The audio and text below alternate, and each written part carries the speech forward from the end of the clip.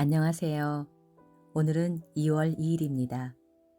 오늘 낭독할 성경은 창세기 34장, 욥기 1장, 마가복음 5장, 로마서 5장입니다. 창세기 34장, 디나가 강간당한 사건. 레아가 낳은 야곱의 딸 디나가 어느 날 그 땅 여자들을 방문하러 나갔는데 히윗 사람 하몰의 아들이며 그 지역 추장인 세겜이 그녀를 보고 끌고 가서 강간하였다.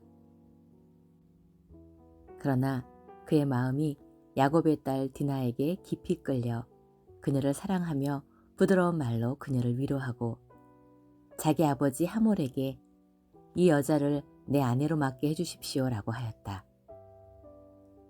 야곱은 자기 딸 디나가 강간을 당했다는 말을 들었으나 자기 아들들이 들에서 양을 치고 있었으므로 그들이 돌아올 때까지는 침묵을 지키기로 하였다.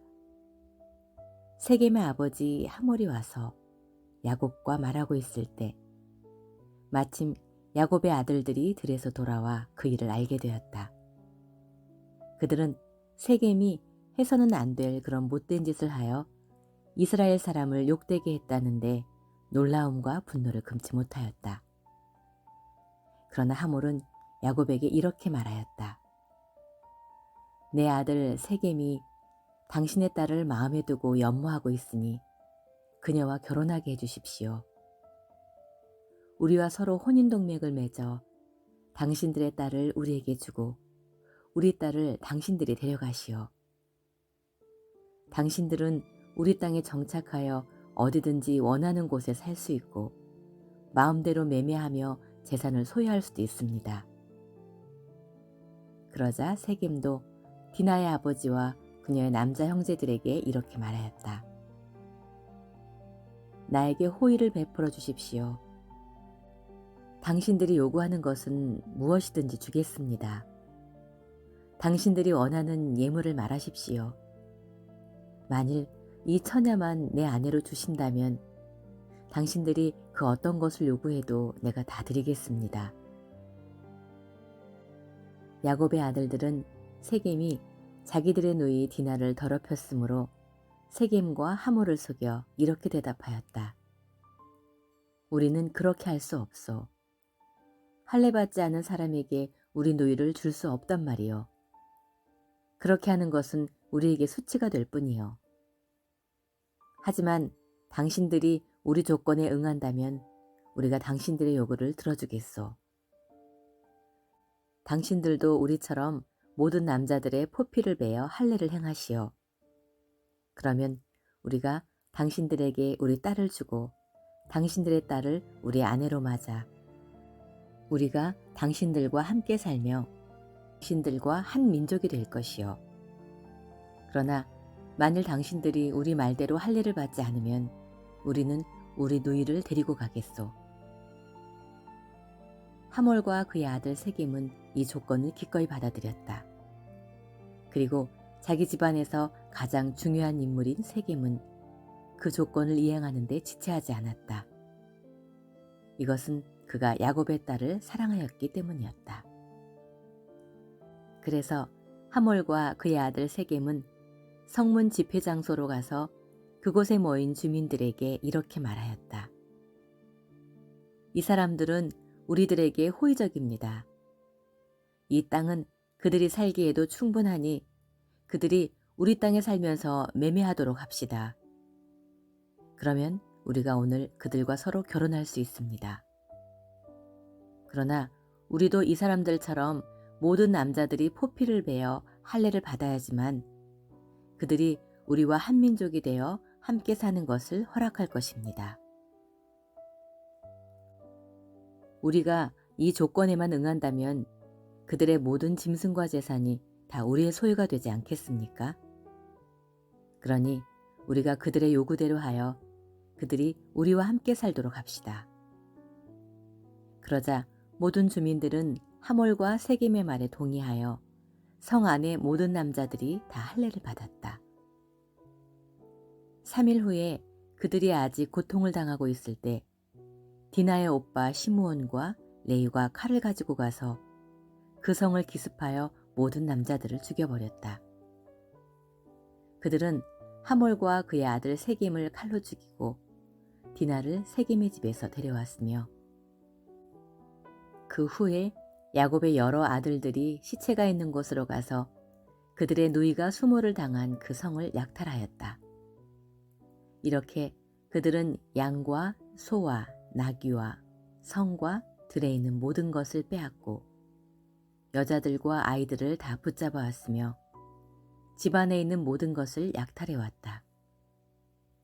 그러자 야곱이 시므온과 레위에게 말하였다. 너희가 내 입장을 난처하게 하였다. 이 땅에 사는 가나안 사람들과 브리스 사람들이 나를 증오할 것이다. 우리는 수가 얼마 되지 않는데 만일 그들이 합세하여 공격해 온다면 우리 집안은 망하고 말 것이다. 그러나 그들은 그가 우리 누이를 창녀처럼 취급해도 괜찮다는 말씀입니까? 하고 대꾸하였다. 마가복음 5장. 돼지와 귀신. 예수님의 일행은 바다 건너편 거라사 지방에 이르렀다. 예수님이 배에서 내리시자 귀신 들린 사람이 무덤 사이에서 나와 예수님과 마주치게 되었다. 그는 공동묘지에서 살고 있었는데 아무도 그를 묶어둘 수가 없고 쇠사슬마저 소용이 없었다. 그는 여러 번 쇠고랑과 쇠사슬에 묶였으나 그것을 끊고 부수어 아무도 그의 힘을 당해내지 못하였다. 그는 밤낮 공동묘지와 산속을 돌아다니며 소리 지르고 돌로 제 몸을 해치곤 하였다. 그가 멀리서 예수님을 보고 뛰어나와 절하며 큰 소리로 가장 높으신 하나님의 아들 예수님, 내가 당신과 무슨 상관이 있습니까? 부탁드립니다. 제발 나를 괴롭히지 마십시오 하고 외쳤다. 이것은 예수님이 그에게 더러운 귀신아, 그 사람에게서 나오너라 하고 명령하셨기 때문이었다. 예수님이 그에게 내 이름이 무엇이냐 하고 물으시자 그는 군대입니다. 우리 수가 많기 때문입니다 하고 대답하였다. 그리고 그는 자기들을 그 지방에서 쫓아내지 말아달라고 간청하였다. 마침 그곳 산기슭에 많은 돼지떼가 풀을 먹고 있었다. 귀신들은 예수님께 우리를 돼지떼에게 보내 그 속에 들어가게 해주십시오 하고 간청하였다. 예수님이 허락하시자 더러운 귀신들이 나와 돼지떼 속으로 들어갔는데 거의 2,000마리나 되는 돼지떼가 가파른 비탈로 내리달려 바다에 빠져 죽고 말았다. 돼지를 치던 자들이 도망하여 읍내와 촌에 이 일을 전하자 사람들이 일어난 일을 보려고 모여들었다. 그들은 전에 군대 귀신 들렸던 사람이 옷을 입고 맑은 정신으로 예수님 앞에 앉아 있는 것을 보고 두려워하였다. 그 일을 지켜본 사람들이 귀신 들렸던 사람과 돼지떼에게 일어난 일을 그들에게 이야기해주자 그들이 예수님께 그 지방을 떠나달라고 간청하였다. 예수님이 배에 오르실 때 귀신 들렸던 사람이 같이 가게 해달라고 간청하였으나 예수님은 허락하지 않으시고 그에게 어서 집으로 돌아가 주님께서 행하신 큰 일과 어떻게 너를 불쌍히 여기셨는가를 가족에게 알려라 하고 말씀하셨다. 그가 곧 가서 예수님이 자기에게 행하신 큰 일을 데가볼리 지방에 알리자 듣는 사람들이 모두 신기하게 여겼다. 소녀를 다시 살리심. 예수님은 배를 타고 다시 건너편으로 돌아오셨다. 많은 군중들이 바닷가에 계시는 예수님께 모여들었다.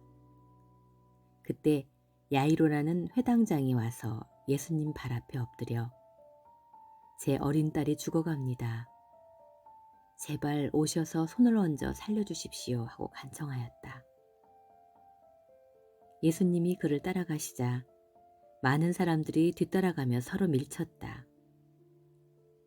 군중 가운데 12년 동안 피를 흘리며 앓던 한 여자가 있었다.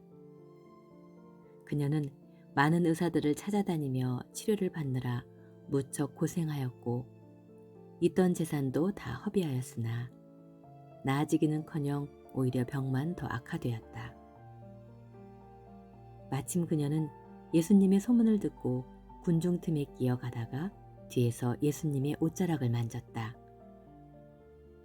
그 여자는 예수님의 옷만 만져도 자기 병이 나을 것이라고 생각했던 것이다. 예수님의 옷자락을 만지는 순간 즉시 피가 멎었고 그녀는 병이 나은 것을 느꼈다. 예수님은 곧 능력이 자기에게서 나간 것을 아시고 돌아보시며 누가 내 옷을 만졌느냐 하고 물으셨다. 그러자 제자들이 예수님께 군중이 이렇게 서로 밀치는 것을 보시면서 누가 만졌느냐고 물으십니까? 하고 말하였다. 그러나 누가 옷을 만졌는지 알아보려고 예수님이 둘러보시자 그 여자는 자기에게 일어난 일을 알고 두려워 떨며 예수님 앞에 와서 엎드려 사실대로 말하였다. 그래서 예수님은 그 여자에게 딸아, 내 믿음이 너를 낫게 하였다. 평안히 가거라. 그리고 질병에서 해방되어 건강하여라. 하고 말씀하셨다. 예수님이 아직 말씀하고 계실 때 회당장의 집에서 온 사람들이 따님이 죽었습니다. 어째서 선생님을 더 괴롭히십니까? 하였다. 예수님은 곁에서 그 말을 들으시고 회당장에게 두려워 말고 믿기만 하라 하셨다. 예수님은 베드로와 야고보와 그의 동생 요한 외에는 아무도 따라오지 못하게 하시고 그들과 함께 회당장의 집으로 갔다. 웅성거리는 가운데 사람들이 울며 몹시 통곡하는 것을 보시고 예수님은 안으로 들어가 어째서 소란스럽게 우느냐. 그 아이는 죽은 것이 아니라 자고 있다 하고 말씀하셨다. 그러나 그들은 예수님을 비웃었다. 예수님은 사람들을 다 내보낸 후 소녀의 부모와 데리고 간 제자들과 함께 소녀가 있는 방에 들어가셨다. 예수님은 소녀의 손을 잡고 달리다굼 하셨는데 이 말은 소녀야, 내가 너에게 말한다. 일어나라는 뜻이었다. 그러자 12살 된 그 소녀는 곧 일어나 걸어다녔다. 이것을 지켜본 사람들은 너무 놀라 정신이 하나도 없었다. 예수님은 이 일을 아무에게도 알리지 못하게 단단히 주의시킨 후 소녀에게 먹을 것을 주라고 하셨다. 욥의 시련 욥기 1장 욥과 그의 가족. 우스 땅에 욥이라는 사람이 살고 있었다. 그는 진실하고 정직하며 하나님을 두려운 마음으로 섬기고 악을 멀리하는 사람이었다. 그에게는 7 아들과 3 딸이 있었으며 그의 소유는 양 7,000마리, 낙타 3,000마리, 소 1,000마리, 암나귀 500마리였다. 그리고 그는 많은 종도 거느리고 있어서 사실 동방에서 제일 가는 부자였다. 욥의 아들들은 각자 생일이 돌아오면 자기 집에서 잔치를 베풀고 형제들과 누이들을 모두 초대하여 함께 먹고 마시며 즐겼다. 그 잔치가 끝날 때마다 욥은 그의 자녀들을 불러다가 그들을 성결하게 하고 아침 일찍 일어나 자녀 수대로 불에 태워 바치는 번제를 드렸다. 이것은 그가 혹시 내 아들들이 범죄하여 마음으로라도 하나님을 떠나지 않았을까 하고 생각했기 때문이었다. 욥의 첫 번째 시험. 어느 날 천사들이 여호와 앞에 나와 섰을 때 고소자인 사탄도 그들 가운데 와 있었다. 그때 여호와께서 사탄에게 물었다. 내가 어디서 왔느냐? 땅을 두루 돌아다니다가 왔습니다. 내가 내 종 욥을 주의하여 보았느냐? 그처럼 진실하고 정직하며 나를 두려운 마음으로 섬기고 악을 멀리하는 사람은 세상에 없다. 욥이 하나님을 두려운 마음으로 섬기는 데에 어찌 이유가 없겠습니까? 주께서는 항상 그와 그 가정과 그의 재산을 보호하고 그가 하는 모든 일에 축복해 주셔서 그의 가축이 온 땅을 덮을 만큼 부자가 되게 하셨습니다. 그러나 그가 소유한 모든 것을 한번 빼앗아 보십시오. 그러면 당장 그가 정면으로 주를 저주할 것입니다. 좋다. 내가 그의 소유를 내 마음대로 하여라. 그러나 그의 몸에는 손을 대지 말아라. 그래서 사탄은 곧 여호와 앞에서 물러갔다. 하루는 욥의 자녀들이 맏형의 집에 모여 식사를 같이 하며 포도주를 마시고 있었다. 이때 한 종이 욥에게 달려와서 말하였다. 우리는 소로 밭을 갈고 있었고 나귀는 주변 목초지에서 풀을 뜯어먹고 있었습니다. 그런데 갑자기 스바 사람들이 우리를 기습하여 소와 당나귀를 다 빼앗아가고 종들을 죽였습니다. 그래서 나만 이렇게 간신히 살아나와 주인께 보고하러 왔습니다. 그의 말이 미처 끝나기도 전에 또 한 종이 와서 말하였다. 하나님의 불이 하늘에서 내려와 양떼와 종들을 모조리 태워 죽였습니다. 그래서 나만 이렇게 간신히 살아나와 주인께 보고하러 왔습니다. 그의 말이 미처 끝나기도 전에 또 한 종이 와서 말하였다. 갈대아 사람들이 갑자기 우리를 기습하여 종들을 죽이고 낙타를 모조리 끌어갔습니다. 그래서 나만 이렇게 간신히 살아나와 주인께 보고하러 왔습니다. 그의 말이 미처 끝나기도 전에 또 다른 한 종이 와서 말하였다.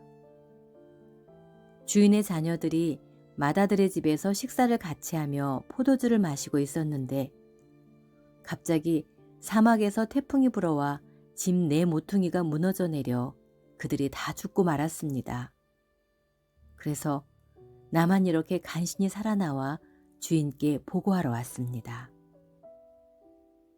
그러자 욥은 일어나 자기 옷을 찢고 머리털을 밀고 땅에 엎드려 여호와께 경배하며 이렇게 말하였다.